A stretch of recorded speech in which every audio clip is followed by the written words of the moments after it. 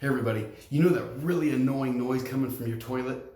The good news is it's really cheap, it's really easy, and just about anybody can fix it. Let's look at some of the most common causes of this real quick. First thing we need to do is remove the tank lid. First of all, let's look inside the tank. The components are very simple and very inexpensive, and there's usually only a few causes for that annoying noise. First of all, the adjustment valve here. Sometimes it's just a simple adjustment. Turning it clockwise will make the water rise higher and continue to let water go down the tube. That's probably not what you want. Turning it to the left will make the water go down a little bit lower and stop the water from going down the tube. That's a pretty common one. Another one is sometimes this chain down here is just too long.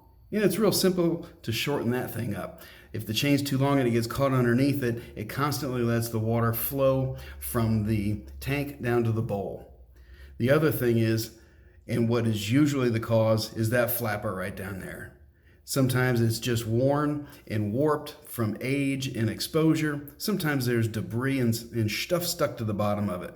But the good news is, all of these components, $5 to $25. Piece of cake. You can do this.